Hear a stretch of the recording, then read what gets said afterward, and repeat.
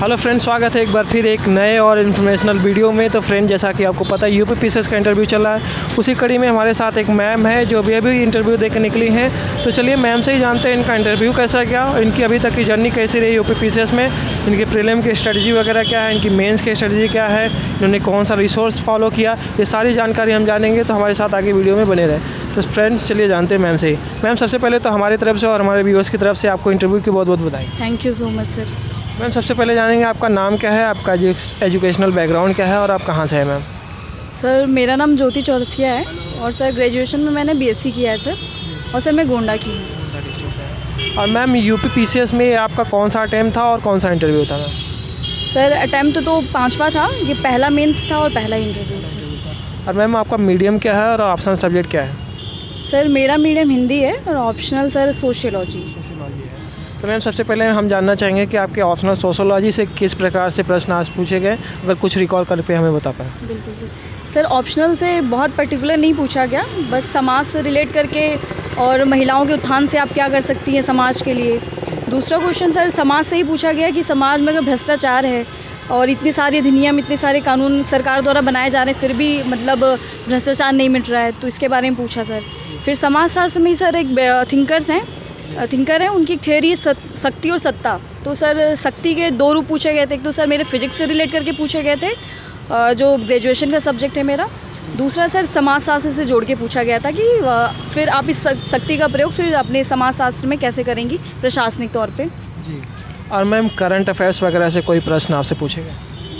Current affairs से sir ऐसा मुझसे ओडीओपी पूछा गया और डायरेक्ट इनडायरेक्ट रूप से पूछा गया, आप जिस ज़िले से संबंधित हैं वहाँ क्या ओडीपी बहुत चर्चित है वो बताइए, और आसपास के 5-6 और ओडीपी पूछे। तो सर इससे। और मैम, सिचुएशनल बेस कोई प्रश्न आपसे पूछा गया, सिचुएशन देखिए?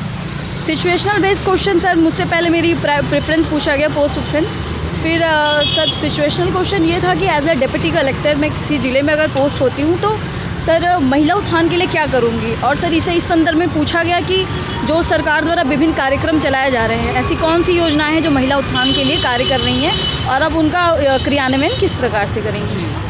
और मैम, बजट वगैरह, G20 समिट या IR से रिलेटेड कुछ, रशिया यूक्रेन वार वगैरह, यहाँ से कुछ प्रश्न आपसे कोई पूछा गया? नहीं सर, यहाँ से तो नहीं पूछा था, लेकिन अभी जो 2-3 साल पहले जो एकीकृत कमांड, सैन्य कमांड बनाने की बात की जा रही थी, तो सर उस पर पूछा था कि इसके क्या फ़ायदे हैं और अगर नहीं था तो फिर कैसे जो सिस्टम था वो चल रहा था। तो बस सर इसके बारे में इतना ही पूछा।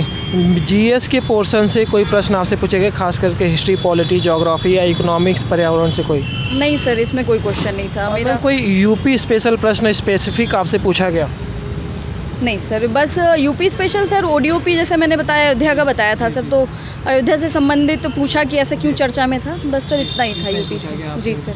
मैम, जैसा कि आप जानते हैं पीटी है मई महीने में, तो पीटी के लिए खास करके दिन काफ़ी कम बचे हुए हैं। तो आखिरी दिनों में ऐसे क्या पढ़ा जाए, ऐसे छात्र जो आपका इंटरव्यू देखें ऐसे क्या पढ़ें या कैसे पढ़ें जिससे उनका पीटी इस बार का क्लियर हो, और आपकी पीटी की क्या रणनीति रहती थी? सर, मेरी पीटी की रणनीति यही रहती थी कि लास्ट टाइम पे केवल मैं प्रीवियस ईयर क्वेश्चन लगाती थी, और सर उसके लिए या यूथ या घटना चक्र प्रेफर करती थी। तो सर मैं यूथ प्रेफर करती थी ज़्यादा। एक ही सब्जेक्ट को सर मैं कई बार लगाती थी, उसके साथ साथ मैं करंट पे फोकस करती थी। बस मेरे लिमिटेड सोर्सेज से हैं सर। और मैम, मैं जानना चाहूँगा करंट अफेयर्स आप कहाँ से और किस मैगजीन से या किसी चैनल से क्या फॉलो करते थे? करंट अफेयर्स सर घट्टासार और एक जो दृष्टि आती है एग्ज़ाम के टाइम पे वो रहती है, और सर मंथली जो होती है स्टडी फॉर सिविल सर्विसेज के आते हैं, PDF आते हैं, वो उसको फॉलो करते हैं सर। और मैम, मेंस के लिए आपने कहीं से कोचिंग वगैरह की है या फिर सेल्फ स्टडी से ही तैयारी कर रहे हैं? मेंस के लिए सर IAS से किया था, उसके बाद सर कोर्स ख़त्म होने के बाद से सेल्फ स्टडी शुरू की थी। तो मैम, मैं जानना चाहूँगा खास करके मेंस में कुछ रिसोर्सेज अगर हम अपने बता पाए, खास करके GS के पोर्शन को लेके बहुत सारे बच्चों में डाउट रहता है कि क्या पढ़े, कुछ ऑथेंटिक रिसोर्स का नाम हमें बताएं। सर GS मेंस के लिए सर जो घटना चक्र की आती हैं, पहले वो लिया, जो प्रीवियस ईयर के सॉल्व पेपर आते हैं मेंस के वो लिया सर। साथ ही सर जिस कोचिंग से मैं थी वहाँ के जो नोट्स थे, तो यही सब प्रेफर किया सर, बहुत ज़्यादा नहीं, बस एक लिमिटेड सोर्स रखा और सर आंसर राइटिंग पे ज़्यादा काम किया। आंसर राइटिंग पे ज़्यादा काम किया। तो मैं आंसर राइटिंग पे ही आना चाहूँगा। आंसर राइटिंग को लेके काफ़ी बार बच्चों में डाउट रहता है कि आंसर राइटिंग की शुरुआत कब से किया जाए और एक ऑथेंटिक आंसर राइटिंग कैसे किया जाए और कहाँ से किया जाए, क्या सोर्सेस रहते हैं आपके?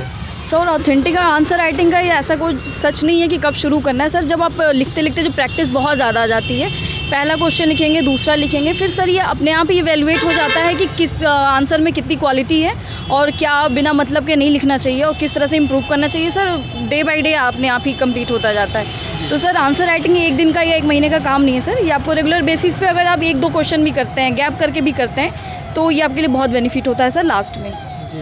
और मैम मैं आंसर राइटिंग में एक चीज़ और जानना चाहूँगा, खास करके डेटा रिप्रेजेंटेशन, मैप वगैरह का जो पार्ट होता है, जो प्रेजेंट किया जाता है आंसर राइटिंग में, बहुत सारे बच्चों के मन में डाउट रहता है कि कहाँ क्या पुट करना चाहिए, कैसे करना चाहिए। बहुत सारे ऐसे भी बच्चे हमें कमेंट बॉक्स में मिले हैं जिनका मेंस होता है लेकिन उनको इंटरव्यू कॉल नहीं आती, खास करके उनको आंसर राइटिंग को लेकर काफ़ी दिक्कतें हैं, तो इस पर कुछ गाइड करें। सर आंसर राइटिंग में मैंने जो किया था कि मैंने बहुत पैराग्राफ नहीं लिखा था। मेरे most of question sir innovation पे थे, जैसे डायग्राम के थ्रू, और सर जो पिक्टो डायग्राम होते हैं उनका मैंने यूज़ बहुत ज़्यादा किया था। जैसे सर 20 क्वेश्चन है तो टाइम लिमिटेड होता था, तो सारे जो डेटा था तो उसको मैं पिक्टोग्राम या फिर डायग्राम के माध्यम से सर मैंने सारा डिफाइन किया। साथ ही सर अगर आप कोई आंसर लिख रहे हैं तो उसका उदाहरण के साथ उसको प्रूव कर देना था सर। बस मैंने इसके लिए इतना ही किया। तो बहुत ज़्यादा सर इलुबरेट करने से बचे, और अगर लिख भी रहे हैं पैराग्राफ में तो छोटे छोटे पैराग्राफ में लिखे।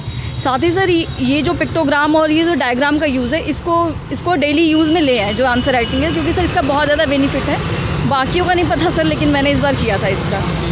और मैम मैं खास करके GS 4 के एक एथिक्स के सब्जेक्ट पे आना चाहूँगा। एथिक्स पे काफ़ी बच्चों को डाउट रहता है कि उसकी अप्रोच क्या रखी जाए, उसके जो उदाहरण दिए जाते हैं आंसर राइटिंग, वो कहाँ से किया जाए, करंट का दिया जाए या प्रीवियस दिया जाए, कैसे आप लोग करते हैं, आपने क्या किया था? सर मैंने अपनी कोचिंग के नोट्स फॉलो किए थे, साथ ही जो घटना चक्र की वो आती है मेंस वाली विशेषांक आती है, मुख्य विशेषांक, तो उससे फॉलो किया सर। और रही बात सर उदाहरण की, तो जो डेली बेसिस पे जो बहुत चर्चा में है, कुछ IAS अधिकारी चर्चा में, कुछ अच्छे कार्य के लिए हैं और कुछ मतलब भ्रष्टाचार के लिए हैं। तो ये सर जब न्यूज़पेपर में आए तो एक छोटी सी मैंने पॉकेट डायरी रखी हुई थी, तो जो अगर GS से भी रिलेटेड है और एथिक्स पेपर से भी रिलेटेड है, उसको तुरंत कोट कर देते थे कि ये यहाँ काम आएगा सर। मैम मैं उसी में ऐड ऑन करना चाहूँगा, खास करके जो निष्कर्ष लिखा जाता है एथिक्स के पेपर में, निष्कर्ष वो कैसे लिखना चाहिए और निष्कर्ष का अप्रोच क्या रहे? निष्कर्ष सर चाहे जैसा भी क्वेश्चन हो उसको हमेशा मतलब ऑप्टिमिस्टिक वे में ही लिखना चाहिए, सकारात्मक सोच के साथ कि आगे फॉलो ऐसा करना चाहिए कि ये इस तरह से नहीं होना चाहिए, लेकिन सर इसमें ये संभावनाएं हो सकती हैं और सरकार ऐसा कर रही है, इस टाइप से सर। जी। और मैम मैं लास्टली निबंध के पोर्शन पे आना चाहूँगा। निबंध के पोर्शन में काफ़ी बच्चों को मार्क्स कम मिलते हैं। निबंध का शुरुआत कैसे किया जाए, फिर उसमें कोटेशन वगैरह कहाँ से क्या यूज़ किया जाए, पोइट्री वगैरह यूज होती है, कभी कभी कहानियाँ भी यूज होती हैं, तो उसको आप लोग कहाँ से कलेक्ट करते हैं? आपने कौन सा सोर्स रखा था निबंध के लिए खास करके? निबंध के लिए सर कुछ ऑनलाइन मटेरियल देख लिए थे, कुछ कोचिंग के मिल गए थे सर। दूसरा सर बता पाए हमें सर, जैसे बुक शॉप पे PDF मिल जाती हैं, उनकी PDF फॉर्म में मटेरियल, जैसे दृष्टि का हो गया सर, उनकी निबंध की एक पूरी बुकलेट आती है, उससे सर थोड़ा। और रही बात सर ये थॉट की, कोट्स की, तो सर इसे तो गूगल सर्च किया था। हाँ मैम सर। कुछ ऑथेंटिक वेबसाइट वगैरह है इसके लिए, थॉट्स वगैरह, या जहाँ से बच्चे कलेक्ट कर पाएँ कुछ थिंकर्स के कोटेशन, थॉट्स, पोइट्री वगैरह? सर मोस्ट ऑफ जैसे कोचिंग कोई प्रेफर करते हैं, जैसे अगर मैंने कोई कोर्स डालना है कि डिजास्टर से रिलेटेड फॉर UPSC, तो जैसे आप UPSC या PCS टाइप करते हैं सर, उससे संबंधित जो बहुत सारी प्रसिद्ध कोचिंगें हैं उनके नाम आ जाते हैं, तो सर 2-3 जगह से कलेक्ट कर लेते हैं। और मैम मैं लास्टली ये जानना चाहूँगा, जब आपका सिलेक्शन नहीं हो रहा था, जब डिमोटिवेशन आता है, कभी कभी तैयारी के दौरान लो फेसेस आते हैं, तो उस वक्त आपने क्या किया, और अन्य जो हमारे छात्र छात्राएँ देख रहे हैं इंटरव्यू आपका, उनको क्या सजेस्ट करें? सर यही सजेशन है कि निरंतर लगे रहना है और उस लाइन से हटना नहीं है। बाकी सर मेरे लिए मेरे दोस्त बहुत बड़ी मोटिवेशन थे, they are the backbone for me, कि वो नहीं होते तो शायद सर ये मेंस और इंटरव्यू भी ना दे पाती। तो आपके सर्किल का बहुत बड़ा रोल होता है, तो लाइन से मेरे सर्किल में सर सिलेक्शन होते गए, तो वो मोटिवेशन का बहुत बड़ा रोल रहा सर। मैम आपने अपना कीमती वक्त दिया, उसके लिए बहुत बहुत धन्यवाद, और आपका इसी बार किसी बड़े पोस्ट पे सिलेक्शन हो उसकी शुभकामनाएं। Sir thank you so much. Thank you friend.